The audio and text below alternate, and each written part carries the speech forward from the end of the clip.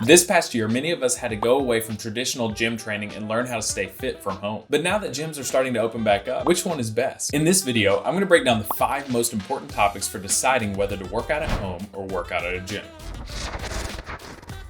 Hey guys, thanks so much for watching. And if you're new here, my name is Devin and I create videos teaching you how to lose weight, gain muscle, and prevent injury from the comfort of your own home. So if that sounds like something you're interested in, subscribe and hit that notification bell for more upcoming content. And hey, if you'd like more information on how to stay fit from home, check out our blog at rickerfit.com listed in the description below. So let's dive into it. First topic, expenses. Gyms typically cost about $50 to $60 a month for a membership. If you'll do a quick Google search, you'll find that the average gym membership costs about $58 a month. I've seen it as low as $10 a month or as high as $600 plus. I've even seen it at $2,000 plus per month, but hey, we're not all celebrities, so we can't do that. What's the cost of working out at home? It's no additional charge from what you're already paying to live at home. Now, obviously you may need to add some equipment depending on your goals, and that could cost you anywhere from $20 to $50 up to, a few thousand depending on how much you need. But most people can get by with a few sets of dumbbells and some bands for about $50 to $100, $150. If you want to get really fancy, you can buy a squat rack or a treadmill, which can add up to a few $1,000s. On top of gym memberships, you're also going to be looking at other factors like childcare, travel costs, and any other additional fees. So assuming you're not an athlete or a power lifter that needs a lot of specialized equipment, most people are going to be fine with working out from home, which means I've got to give this first one, expenses, to working out at home. Second topic, hygiene and cleanliness. I've literally worked at 7 gyms in my life and worked out at countless others. I've seen some where the sanitation is on point, like they do a great job. They clean every day, they have specialized people come in and wipe down all the equipment and everything. They do really good. But I've also seen gyms that are not so sanitary, where they may have a janitor come in once a week or once a month just to kind of clean up some stuff. And those are a little messy. With home training, I guess it really just depends on the person and how clean you are in general. But if you're living there, you're obviously okay with the sanitation that's already going on. Plus, you don't have to deal with anyone else's sweat or breathing or anything else like that. Long story short, working out at a gym may or may not be clean, especially during this season. But working out from home, you have total control over the cleanliness of your gym area. Topic number 3, equipment. Many gyms are going to have your standard equipment. They're going to have some treadmills, ellipticals, and even some of the basic lifting machines. Whereas at home, you're literally just going to have what's laying around the house, which depending on your goals may or may not be a big deal. So for instance, some of my clients that I work with online don't have any pieces of equipment at their house. So we use things that everybody has, like a chair, books, and a backpack, and just your body weight. And you can get solid workouts in that way. I'll link my favorite bands in the description down below so you can check them out for yourself.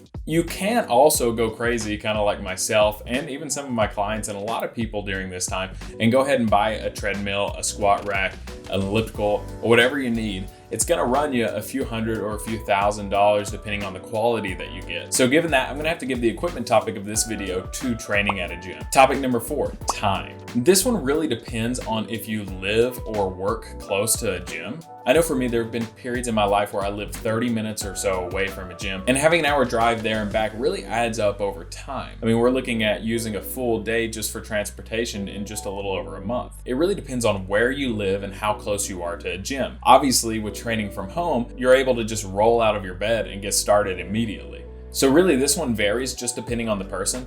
I would probably have to squeeze it by and give it to home training just because everybody can train at their home in a matter of seconds. You don't have to go to a gym, even if it's only 5 minutes away, it's gonna save you some time just to work out from home, unless you happen to work in a gym like I have. And then if you have to be there by default already, then I would give it to the gym. Topic number 5, accessibility and accommodations. So some gyms I've worked at have been open from 5 or 6 in the morning to 9 or 10 at night. Other gyms have been open 24/7. And then some have weird hours on the weekend or maybe closed on certain holidays and everything. Whereas working out from home, you have complete accessibility and accommodations at all times. The other thing to keep in mind is that if you have small children, you may have to pay for childcare depending on your gym. That can add up in the expenses fees as well. At home, if you're working out, sometimes your kids might want to join in with you, which is awesome. Hey, you're setting an example for the next generation. Or you can just turn on Disney Plus to keep them busy for a while. Not a sponsor, but I wish it was. So accessibility and accommodations, I definitely have to give to home training, especially if you have kids or someone else to take care of. Bonus section number 6, I'm actually going to rapid fire through a few different topics that are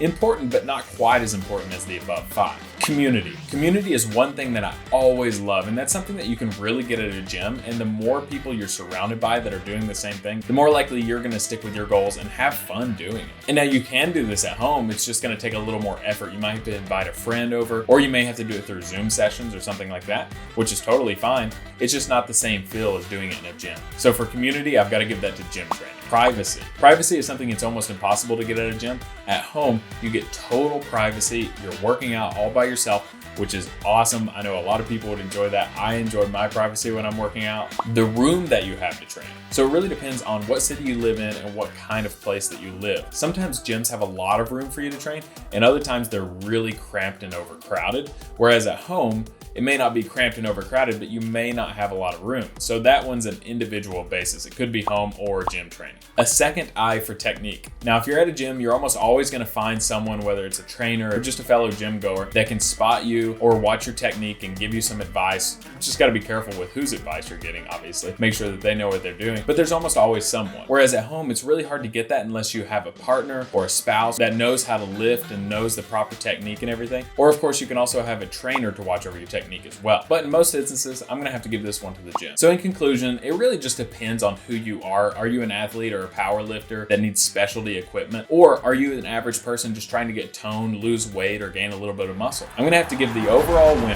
to home training because of cleanliness, costs, and time that you'll save. And you know, who's to say you can't do both? You can have the best of both worlds. Either way, whether you decide to work out at a gym or your home, or both, the most important factor is how you do it. And it's important to know what mistakes to avoid when you're starting a workout program. And luckily for you, I have a full video on that right here that you can check out for yourself. If you haven't already, click that like button and subscribe for more fitness content that you can do right there from your home. Thanks for watching.